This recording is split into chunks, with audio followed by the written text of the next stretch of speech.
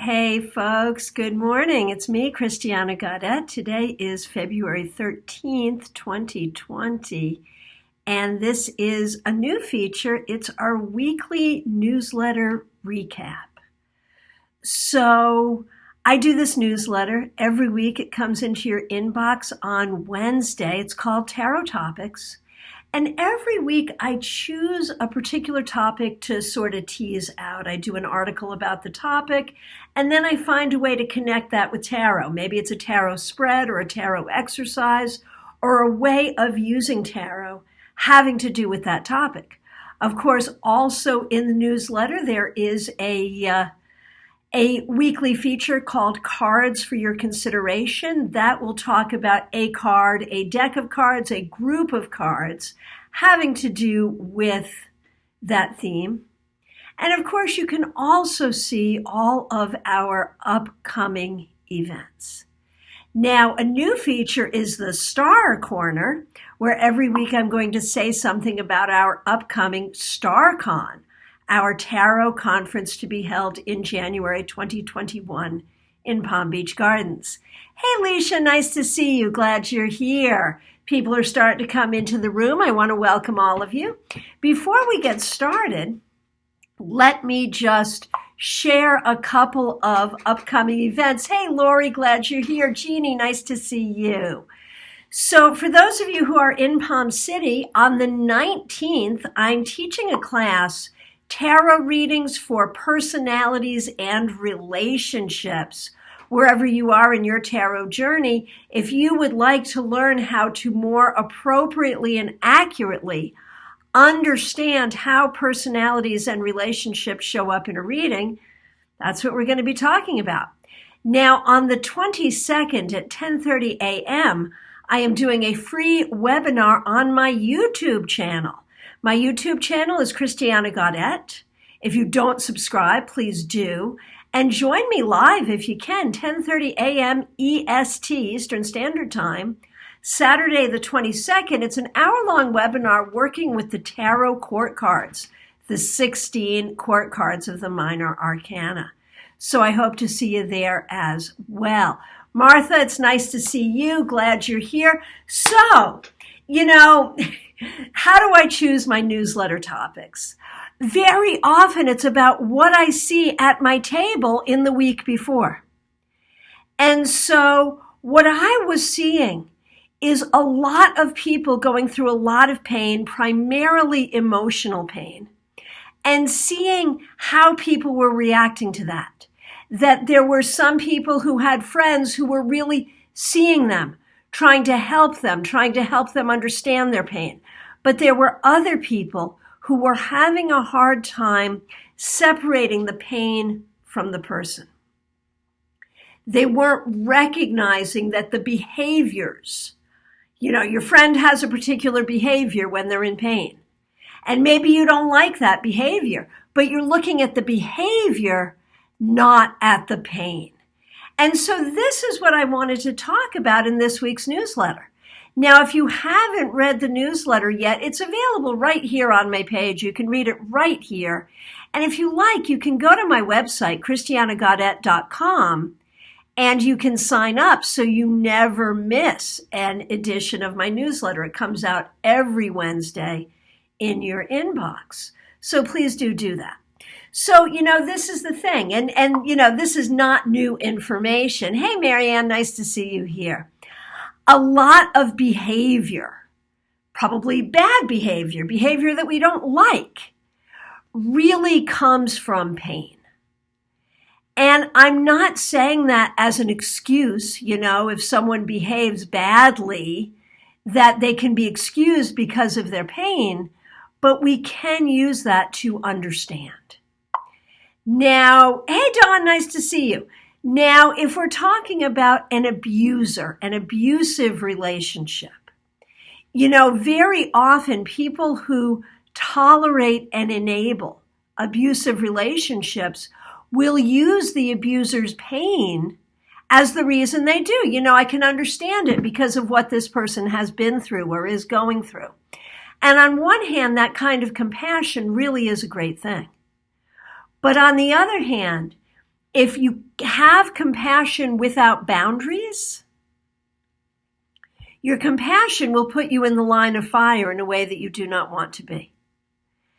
And so we have to have enough boundaries to know the difference between being compassionate with a friend, excusing the momentary behavior of a friend because of their pain, excusing our own momentary bad behavior that is a result of our pain, and recognizing that that's different than living with abuse.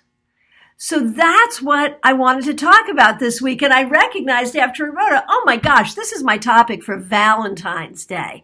Man, I could have been a little more timely, but you know what? I write about what's coming up at the table. And that's what's coming up. And Dawn says, I suffered an abusive relationship, but I'm out of that relationship now. Good for you, man. Good for you. Amy says, in the line of fire for sure, if it's abusive. So here's the thing.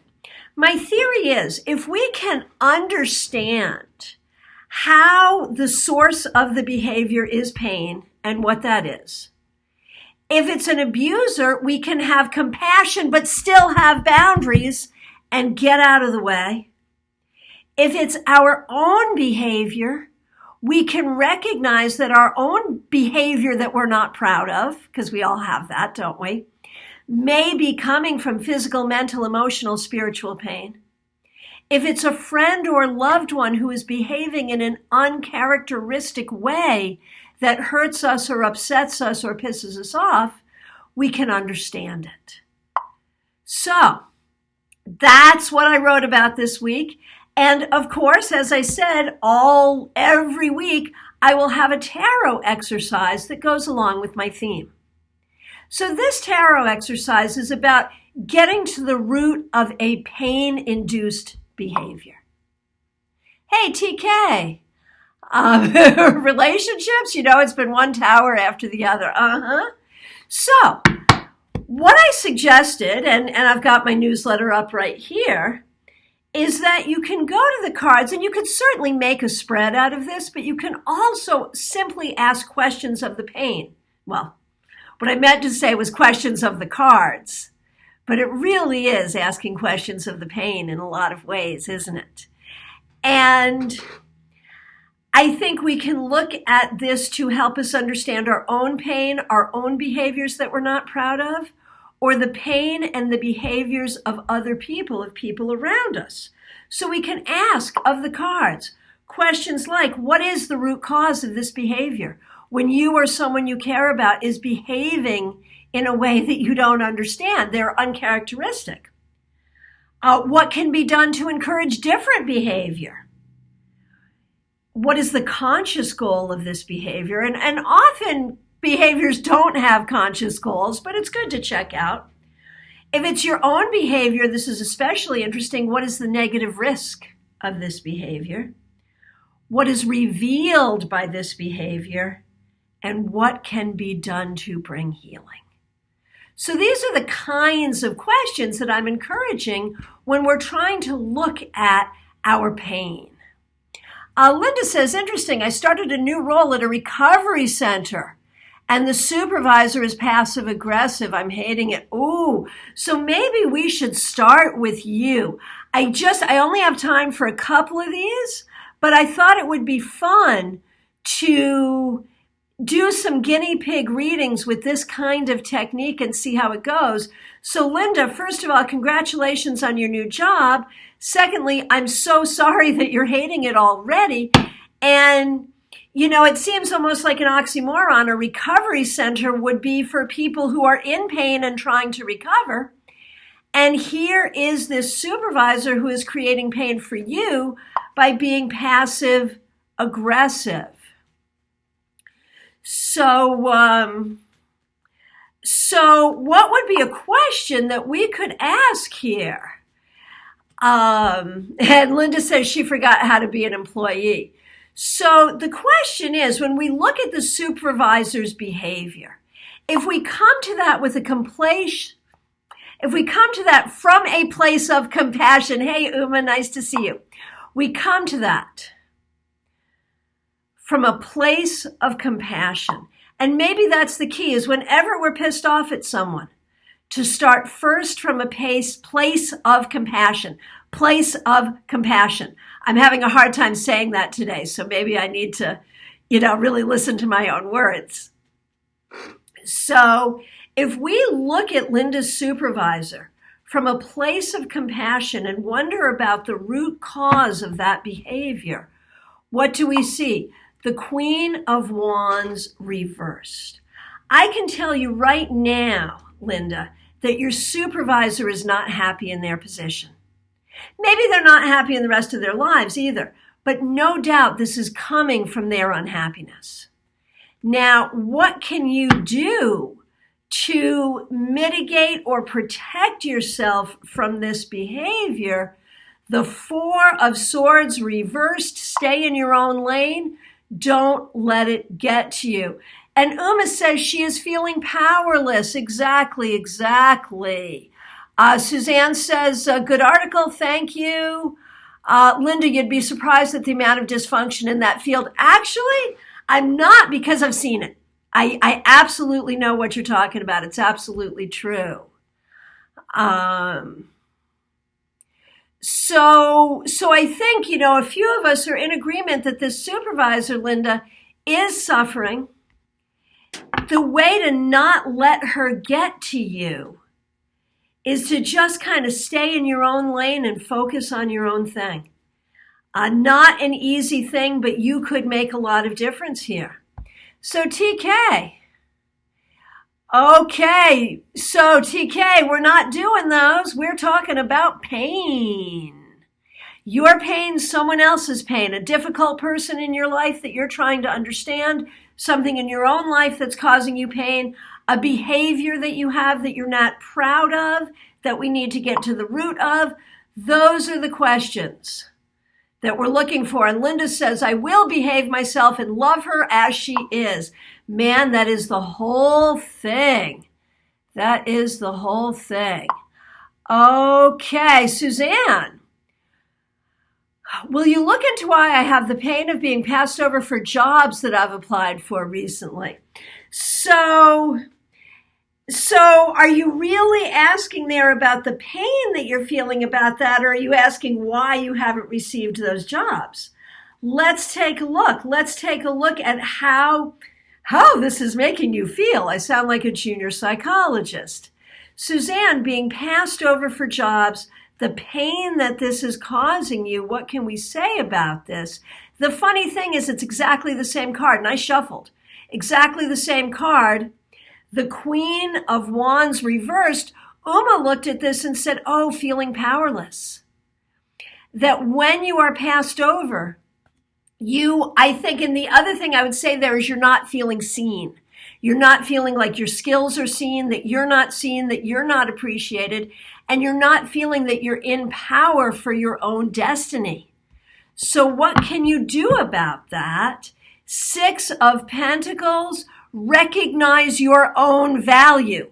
Whether or not you've been promoted is not a gauge on your value. Recognize your own value. Act appropriately according to that value, and things will go better. Okay, Uma, I have a friend who hired Adam for landscaping and has ghosted us, not paid, and is past due. What's up with her? This is exactly the question we're looking at. And it's really the kind of question we're looking at. And it's really easy to just say, oh man, that person is a bitch. That person screwed us over. Screw that person. It's easy to get into that headspace, which doesn't help any of us, does it? But what if we do as Uma has done and say, what's up with that? What's going on with this person really? And again, this is not to excuse bad behavior, but it's just to help us understand, to help us stay in a place of compassion so we can do the best thing for ourselves and others going forward. So what is up with Uma's situation with this friend? Page of Cups reversed. Your friend is in a terribly weakened, upsetting position, and she's probably very upset about what she's doing, doesn't know how to reach out, doesn't know what to say, doesn't know how to deal with it. She is probably feeling worse about it than you are. Now, again, that is not to excuse the behavior, but it is to say, this is not her normal MO. She's in a bad position and doesn't know how to say it, doesn't know what to say about it, doesn't know what to do. So you can see the technique that is coming out of this is we're pulling a card to see what's going on, and then we're pulling a card to see what you can do about it. And this is, sort of a very organic way of developing a process here. And Uma says, I do wish you'd communicate with us. Well, yeah, of course. But that's exactly what she's afraid to do. In a way, that's exactly what she doesn't want to do. Because she doesn't know what to say. She's in a bad position. She's not doing this out of spite or in a cavalier way. She's just in a messed up position. So what should you do about it? The Sun. I think you're going to have to approach her and say, look, I get that you must be going through a tough time. I recognize that we would not be in this position if you were not going through a tough time. So tell us how we can help. And I realize it feels really, really counterintuitive when someone has screwed you over to say, how can I help you? And honestly, if it's a repeated thing, if it's something that's happened over a long period of time, of course, you wouldn't want to do that. But if this is a first-time thing, it might be a way to get everyone's needs met. Okay, Cheryl at a meetup on Sunday, called a friend, asked how I was. I said I had a flu for about a month. I saw you on Sunday and you looked awesome, by the way. He looked at me up and down and said it shows and I'm a hot mess and get back to the gym.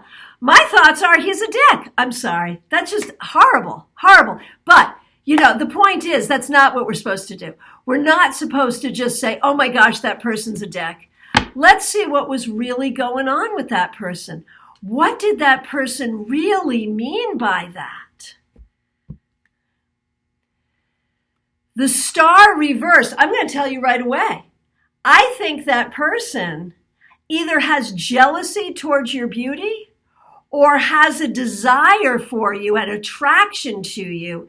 This is a person acting out of, I can't have what you have. Either I want you and I can't have you, or I want to look as good as you do and I can't have that. That's where that was coming from, which is, again, a particular type of pain. Okay, Suzanne wants to know why she hasn't gotten them. We're not doing those readings this time. However, shameless self-promotion. If you want to reach out, we could absolutely do a reading by phone, Skype, FaceTime, Messenger, whatever works, or check in at another time when we're doing those kinds of readings. Okay, TK has rephrased his question. I am pained by rejection. Okay. The 10 of Pentacles reversed, TK. So honestly, I hate to be like junior psychologist here, but I feel like your first rejection had to do with family. We all have rejection in life, rejection in jobs like Suzanne's dealing with, rejection in relationships. We all have it. But I think you experienced a familial rejection of some kind when you were younger, TK. And that makes all rejection harder. You need to find a way to heal from and release the things that happened in your, to release what hurt you when you were a child. And that will make it easier to deal with the inevitable reactions. Okay. And, Uma is speaking to Suzanne. Spend time reconnecting with your gifts and accomplishments that you're proud of. Nice. Perfect. Hey, Brenda, nice to see you here. Now, Brenda Hess, we got a couple of Brendas, dealing with the pain of an estranged son. And in a way, that is two people's pain, because it's your pain as a mother and whatever it is your son's going through. So how do you deal with your pain as a mother? Ooh, the devil. Recognize that with your son, there is something really unhealthy going on here. It's not your fault. It's not even about you, but you have to be very, very careful, and you need to discipline your mind not to go to that unhealthy place of rumination or self-blame. There is definitely some stuff going on here that is unhealthy on his part. You need to not go to a place that is unhealthy on your part. Okay, Jeannie. I woke up in a panic this morning about going to Reader Studio in April and spending all that money at this time, so I asked the cards.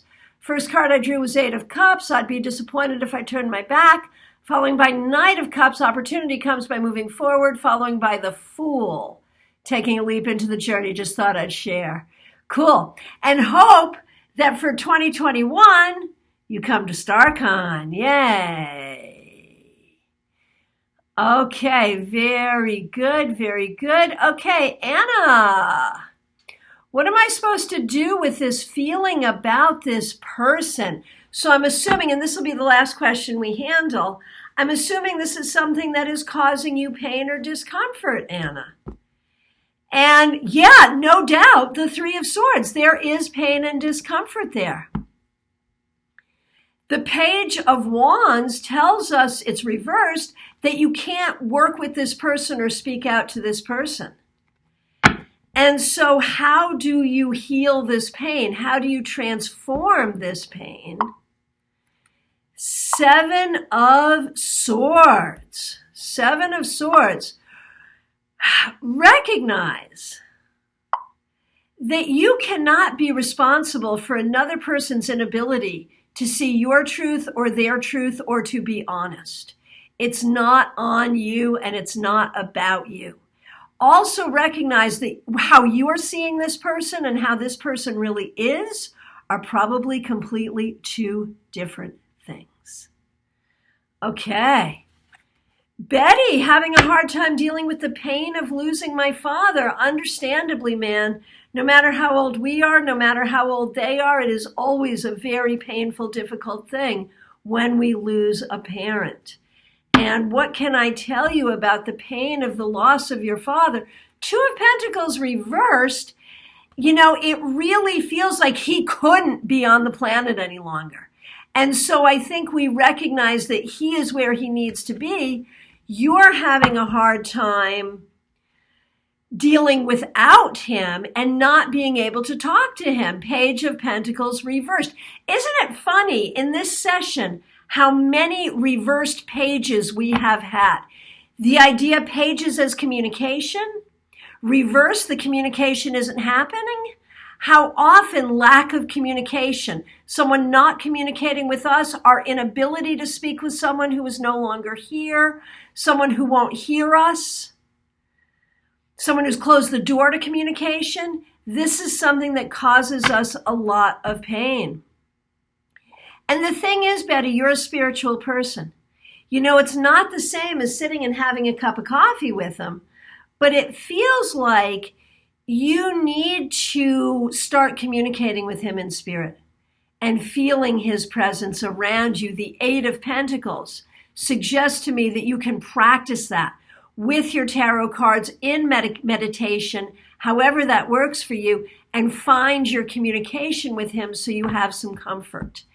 And Justice tells me that there may have been things about his passing that didn't feel right to you. Things may not have gone down the way you would have wanted or preferred, and that may well be true. However, the end result was going to be the same no matter what. And so recognize that there's nothing that you could have or should have done to change things. Okay, you guys, tomorrow I will be back with the weekly wrap-up, Friday weekly wrap-up. So look for me here tomorrow.